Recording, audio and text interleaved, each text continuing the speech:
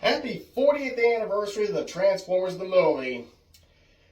The Transformers was introduced to me through the TV show and the toy line, but I think it was the cartoon show that it was introduced to me first, and then we started buying the toys, because the toys definitely, the cartoon definitely wanted to make us to get the toys. We had a number of them, but unfortunately we didn't take super care of them, and well, this is what 3 of them look like today. Here's Blitzwing. Look at the, I don't have the cannon anymore. And, yeah, that, it doesn't even connect anymore. Kickback doesn't have his arms. And, look at my Dinobot. It's missing half the tail. Oh, man. I should have taken care of these guys. We did have others. My brother had Soundwave, Shockwave, and Optimus Prime, but we never got Megatron, and we never got a complete set of the Transformers that could combine into a giant robot. We never got Devastator or any of the others. Oh man! But we were big fans of the show. Watched it every day whenever it came on. And then I saw the TV spots for the movie. This was the first animated feature I think I saw in theaters, because I don't remember seeing any other animated features in theaters until I saw the Transformers the movie. The TV spots did, however, spoil something that was going to be a big reveal in the film. But it was thanks to a mishearing is why I already knew that Optimus Prime was going to die. The narrator said, "Does Prime die?" But I swear I remember him saying, "and Prime dies." So because of that mishearing, when me and my brother, a friend of his, and his friend's mother, who took us to see it, because I believe that's what happened, because I know I was there, but I remember me and my brother and a friend of his, but for a while I thought Mom took us to see it, but my brother told me it was his friend's mom that took us to see it. And my brother saw the movie twice. I only saw it once in theaters. But man, when we went and saw that movie, it was just the coolest thing I've ever seen. I was in love with the film. Okay, not in a Marion kind of way, but I loved it. I loved it. It was my favorite movie of 1986. Whenever it hit home video, a friend of my mom's got recorded for us. I believe probably when it premiered on, maybe on Showtime. I don't know how she got it. We had a tape. We watched the living daylights out of that thing. But the thing is, after the movie came out, I was noticing that the popularity of the Transformers was dying down. See, all that backlash with the movie, I didn't know about any of that until around the early or mid-2000s. I'm not kidding around. I always thought the film was a big hit and was loved by the fans and got great reviews from critics. And then in the early 2000s, I started seeing reviews for the movie. Golden Hound gave it 1 bone, you butthead. Leonard Maltin gave it 0 stars, you butthead. I found another thing that rated the no stars with turkeys. They gave it a turkey. Whoever you are, you're a butthead. I then found out from the numbers.com/the movies, to my horror, the movie only made $5 million. And I was just shocked. I was like, I thought everybody loved this. I thought everybody went and saw it. And then when I found it on Wikipedia, because I think it was the mid-2000s when I finally stumbled upon Wikipedia and started looking up everything I could possibly look up. And when I started looking up, and when I looked at it and started reading the production and all that stuff, that's when I was starting to get the information. Because at that time, I was blaming the film critics for why the film bombed. Because I actually was like, oh, it's you guys. Your negative reviews drove everybody away. It wasn't the film critics. Because, wait a minute, the Friday the 13th films were panned as well, and yet they all made money, more money than this. Even Jason Goes to Hell made more money than this. But whenever I saw the plan that Hasbro was going to do, and I learned and started reading some more and doing the research, what I didn't do back then, I then found out that the movie was meant to just get rid of the old characters, the characters that were being killed off, and replace them with the new characters introduced for the movie, because all those old characters were being discontinued, and I read that the fans did not like that, and so many of them were horrified that Optimus Prime was killed off, and the backlash was so bad, they had to bring him back in Season 3. Now, I knew he did come back, because I remember seeing, okay, when it comes to the 3rd season, at that time when it was airing, I never caught it. I guess after the movie, I just didn't want to, for some reason, I'll admit, I stopped watching the show too, but not because I hated the movie. I thought the film wrapped up the series. I didn't know it was continuing.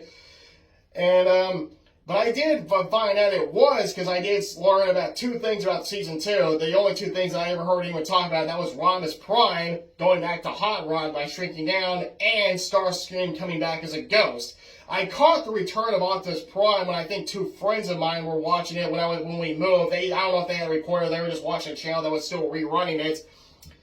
But when we moved, it did kind of disappear for me for a while, and then one day I just wanted to watch it again, so my mom took me to the video store and I rented the first episodes, the one where they come to Earth and all that, and I found the Return of Optimus Prime, so I rented that too, so I could finally watch that. I watched them both back to back. And then I think it was the Sci-Fi Channel that brought the show back, so that's when I was getting re-caught up with all the episodes, and that's when I started seeing episodes from season 3. But I think the Sci-Fi Channel was skipping the even number of episodes, because I was noticing that every time I watched a part 1, it immediately would play part 3, which confused me. And it was also at this time when I learned that when they premiered the movie, they just chopped it up into 5 episodes and premiered it as season 5, which, yeah, I don't think went too well, because the 4th season I heard was the final one, which was just 3 episodes, because apparently that's how bad the 3rd season bombed even with the toy sales, and bringing Optimus Prime back did not save it at that time. I did hear that it did continue, but I don't think it continued the way that I might have to double check on that. I probably need to do some more researching. But I've always loved the movie. The action was awesome. The soundtrack was great. The drama, the drama was sad and well done. There is no character development in the film, but I was 4 when I saw this movie, so apparently character development did not bother me. But yes, I think I can understand when people would criticize. We never really get a chance to know any of these characters, except for maybe Kup telling some old stories, but not enough to let us know everything about him. Oh, goodness. But, that probably is another issue that the movie had, because we never got to know these new characters. We already got to know the old characters from the show, but these new characters, they were just thrown at us.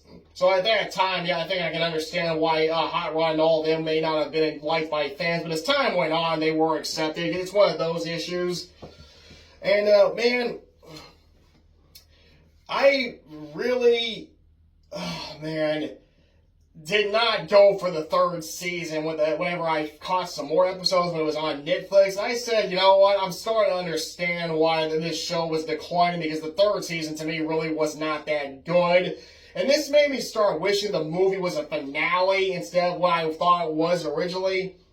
But, man, I really wish this movie was the big hit that I always thought it was. It really was horrifying that it found out it was a big flop.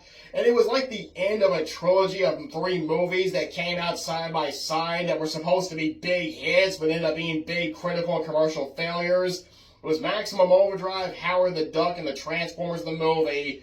3 movies that were released week by week, critical and commercial failure in a row. Then they went on to have strong cult followings. Well, yeah, basically, as time went on, this makes me smile really big, that the Transformers the movie did get a second chance. Fans eventually did get over it, and now they appreciate the film. The movie is now labeled still the best Transformers movie. People still are now praising it. They're accepting the new characters. The movie is not perfect. It's got animation goofs, and there's a lot of stuff that leaves the door open for criticism. Even fans who love it can go back and heckle some scenes, like the part with Unicron eating Moonbase 2 and then it blowing up, and then them saying it's not even dented, and then we see Grimlock and the Dinobots cause damage by kicking, tail-whacking flame missiles, the ship flying in one of his eyes. And let's not forget Megatron scratching that big spike when it says welcome, when Orson Welles says welcome Megatron. Okay, all that, those small little things can damage it, and yet the Moonbase exploding has 0 effect. That makes no sense. Yeah, like, okay, would you explain? Okay, yeah, there is a lot of stuff like that will leave you questioning. There's also the animation goofs. whenever Soundwave ejects Rumble, Frenzy, Ratbat, and Ravage, if you pay attention, you'll notice it's two Frenzies, and then whenever they land on that tower to break the satellite dish off, it's Rumble's back. And also, whenever Unicron turns the Insecticons, Thundercracker, and what was his name, Skywarp, into the new Unicrons, I think they're called. The thing is, whenever Daniel, one of the new characters, the kid that I'm pretty sure a lot of people say is the annoying kid, but I don't think he is. He's actually a likable character, and he does help out in a positive way. But whenever he's trying to transform, when the two Decepticons drop down, one of them's an Insecticon. I'm like, didn't he turn into one of those new robots? And also, whenever Daniel is trying to save his father, whenever he blows the hatch, part of the hatch down, it drops Spike, it drops Bumblebee, it drops Jazz, it drops Cliffhanger, and behind Cliffhanger is another Bumblebee. And of course, Spike tells his son to use his exosuit to make a gun. I'm like, you're still wearing yours. Why don't you use your exosuit to make a gun? I don't know. I guess he forgot. I guess he didn't know where the buttons were. Daniel found it by accident. Okay, yeah. All the characters in this are likable. The new characters, I just accepted them right away. I loved Hot Rod. I liked Cup. I didn't mind RC. I didn't mind seeing a girl transformer. I accepted her right away because she did a good job helping out and everything. She saved Daniel, then she saved Hot Rod. She saved Daniel again. She puts up a good fight. She has that little spike thing to come out and hit those Junkions. And Blur, he was voiced by the guy from the Micro Machine commercials, which me and my brother were also collecting. So, of course, we're going to enjoy listening to that guy talk. We got Springer, the triple changer, who's got that sword. He fights the Junkion leader, and the Ultra Magnus, who's front and center on the poster, and yet he's not the new Autobot leader. He's got Cup by his side, but Hot Rod's in the background transformed, so we can't even see what he looks like in his robot form. I don't know what happened there, but I'm guessing it was because they wanted it to be a big reveal of who's going to be the new Autobot leader. We all knew it was going to be Hot Rod because Hot Rod literally is the main character in this. It does still do a good job giving the others screen time and everything, so I'm grateful for that. Instead of just, oh yeah, you remember those guys were in there too. Thankfully, didn't do that. Okay. The Junkions talk TV. I talked a lot of TV in my life, and I think it made a lot of my friends at school really annoyed by me. I'm always talking about commercials and all movies and TV shows and all that, and they're like, will you please just shut up? Oh, man. But, man, everything in this film always made me smile. The animation, the soundtrack, action. All the action's good. Yes, no character development except for maybe Cup when he tells some background stories and all that stuff. And yes, that information of who these characters are ended up being released, I'm pretty sure, outside the movie. So it's one of those issues where you have to, in a way to learn who these characters are, you gotta pick up books or watch the TV show that plays the next season instead of learning all about them in the film. But it didn't bother me, and I'm so grateful it did go on to be loved by everyone. Probably, well, I'm pretty sure the Michael Bay films did play a part of that. The first Michael Bay movie was good. I didn't mind the fifth film or the sixth movie, but the second, third, and fourth, yeah, throw those in the, flush them down the toilet. Or throw them in the blender, throw them in the furnace, do whatever you want with them and just get rid of them. Oh, boy. Okay. Well, happy 40th anniversary of the Transformers the movie, and I'm definitely going to go see it for that re-release, and I'm hoping it does make a lot of money, because if it does, maybe we can get a sequel that acts as a direct sequel to the film and ignores the third season, and gives it the original series the big finale we all want. Seeing Megatron and Optimus Prime battle each other again. Yes, I want Megatron back. I think the rule should be is when Unicron gets destroyed, Galvatron transforms back into Megatron.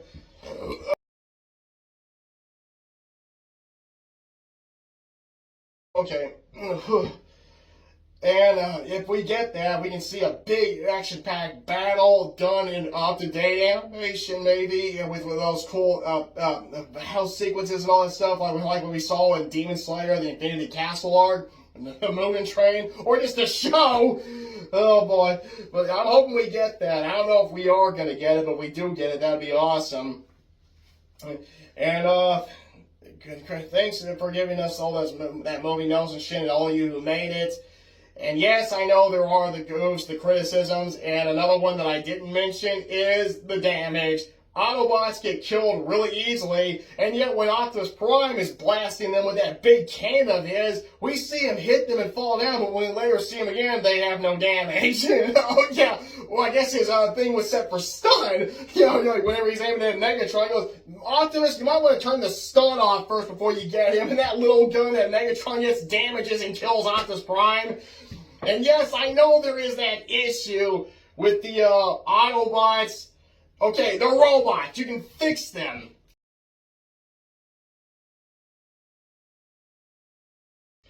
For the re-release, I probably would have only... Okay, they are adding new footage, but I actually would have just done two things. Fix the animation goofs, and I also would have squeezed in two lines. Line number one... When Perceptor says, I'm afraid the wounds are fatal, I would have squeezed in him saying, and unfortunately the parts we need to fix him and the other Autobots were destroyed in the war. And at the end, whenever Hot Rod says, let this end the Cybertron wars, and now that we have now that we have retaken the planet, we now have the parts we need to go back to Earth and repair all the Autobots that have fallen. That's all I would do to fix this movie. Just put in those two lines and fix the animation goofs. The other stuff, okay, it's still, I would leave it because even though it doesn't make any sense with the issue with Unicron, the Moonbase 2 blowing up and then not taking any damage, and then we later see him get damaged really easily, I still would leave that in there because it is still fun, because at least we get to see the Dinobots do some damage on Unicron. Okay, this video I think is going on longer than it needs to, but once again, happy 40th anniversary to everybody who made it, the Transformers the movie. My favorite film of 1986. 2 thumbs way up for that film.